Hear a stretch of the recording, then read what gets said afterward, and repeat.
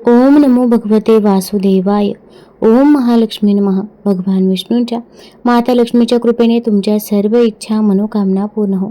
नमस्कार मंडळी. तर आज आहे अधिक मासाचा 6वा दिवस आणि आज आपण बघणार आहोत अधिक मास महात्म्य अध्याय 6वा.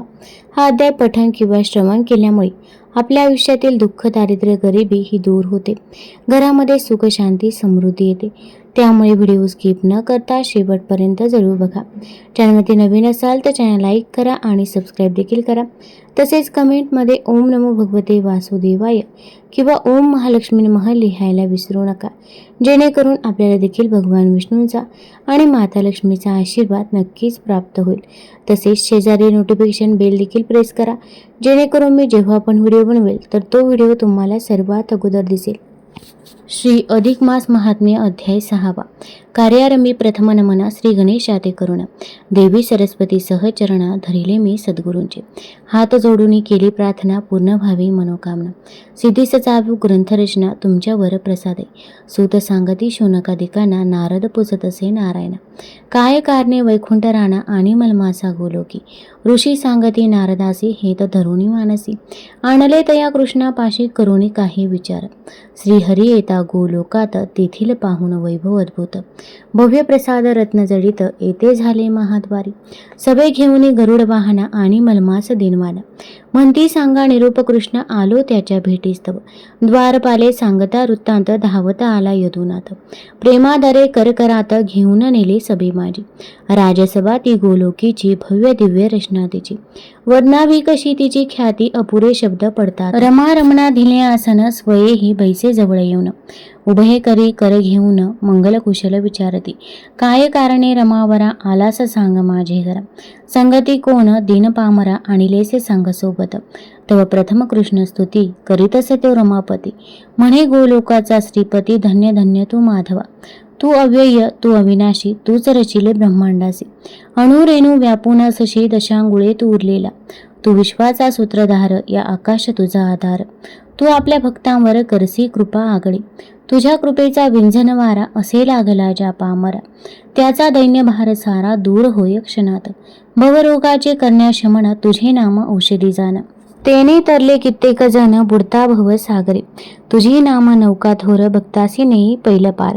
पतितांचा करी उद्धार कृष्ण नाम पावन ते.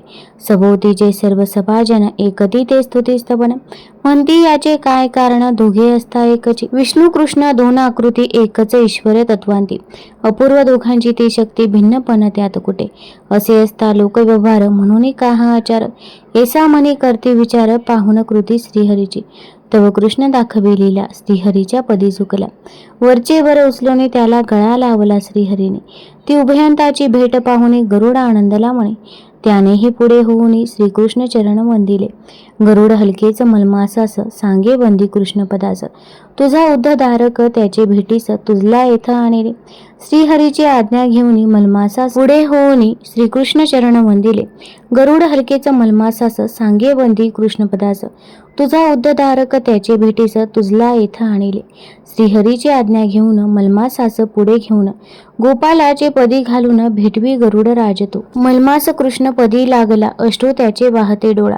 दैन्य विकल अवस्थेला पाहून काय कृष्ण पुसे. हा कोण कुठला प्राणी दुःख करी येथ येऊन.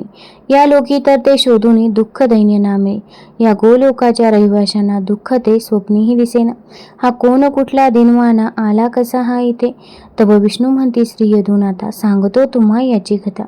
अधिक मास नावाने जगता हा विदित झाला असे. पृथ्वीवरी कालगणनेच्या 2 पद्धती चंद्र सूर्य वर्षाच्या. फरक दोहींत दश दिशांचा प्रतिवर्षी पडतसे. ती तुटी भरवयासी योजिले अधिक मासासी. 3 वर्षांनी अधिकासी शास्त्रकारी निर्मेयला. मलमास ऐसे याचे नाव याला न कोणी देवता देव. याचा करते ना कोणी गौरव ना सन्मान तयास. सूर्याचेही ते संक्रमण या मासी न होय जाण. म्हणून मलिन सर्वात ठाण असे लोक मानिते. व्रत वैकल्ये पूजा दाने या मासी नच करणे. म्हणून हा व्यथित मने शरण आला मज लागे. कोठे न मिळते आश्रय उपाय ठरता निरुपाय. आठवून माझे पाय आला चरण धराया. एकता त्याची करुण कहाणी दया उपजली माझे मने. उद्धार त्याचा करावा म्हणून जेव्हा केला विचार, तेव्हा आठवले माझे चित्ता, गोलोकी तू समर्थ असता. मी का करावी ती चिंता या पतित उद्धराची.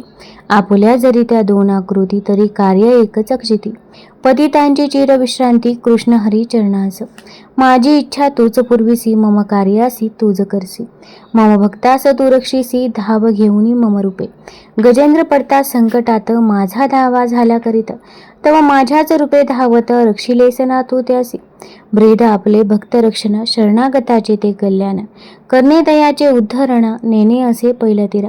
माझे चरण तुझी गती, तू पतितांची सुख विश्रांती. मम भक्त तुझ प्रिय असती, करसी त्यांचा उद्धार. ही तुझी लीला जाणून, आलो दिनाया घेऊन.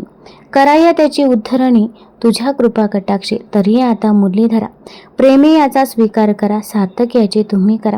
आणीला असे चरणास, ऐसे बोलुनी रमावर. जोडिता झाला दोन्ही कर, निज भक्तांचा घेत कैवार. तया उद्धारा कारणे, सुत गोलोकीचे वर्तमान. सांगती शौनकादिका जाण, नारदा आणि ते नारायण. भाग संवाद सुखाचा, ऋषीवर म्हणते धन्य सुता. ऐसी निवेदी हरी जी एकता सुख चित्ता समाधान होत असे. त्या श्रवणाची न होय तृप्ती, श्रवण तृष्णा वाढयते. कथा सुधरसे होय शांती, अनेक चित्त सुखावे. आता पुढील कथा गोमटी, ऐकायासी आर्तचित्ती. ओढा आमच्या मना मोठी, लागली असे तीव्रती. केसा तो दिनांचा कैवारी, मलमासाची चिंता निवारी. त्या ते सुखे कैसा करी, सांग कृष्ण हरी सका. ऐसे ऋषीवर उत्कंठित, सुत देवासी ते विनवित. आतुर आम्ही श्रवणाप्रत, चातका परी झालो रे. हा ब्रहण नारदीय पुराणीचा 6वा अध्याय पुरुषोत्तम विज्ञापनेचा. पूर्ण झाला अधिक महात्म्याचा, असे पुराण संमत. अरुण विनवणी करी खास, स्वीकारा प्राकृत रचनेस. 6वा अध्याय हरिचरणांस प्रेमभावे समर्पितो. आता आपण या अध्यायाचा मराठी भावार्थ काय आहे तर ते बघूया. तत्पूर्वी एक विनंती आहे, चॅनलवरती नवीन असाल तर चॅनल लाईक करा आणि सबस्क्राईब देखील करा. तसेच तुम्ही हा व्हिडिओ कुठून बघत आहात ते देखील आम्हाला जरूर कळवा. आणि कमेंटमध्ये ओम नमो भगवते वासुदेवाय किंवा हर हर महादेव लिहायला विसरू नका. श्री अधिक मास महात्म्य अध्याय 6वा. कृष्णास मलमासाची विज्ञापना. सूत शौनकादिकांना सांगतात की श्रीहरीने मलमासास गोलोकास आणले. त्यामागे हे काहीतरी विशेष कारण हे होतेच.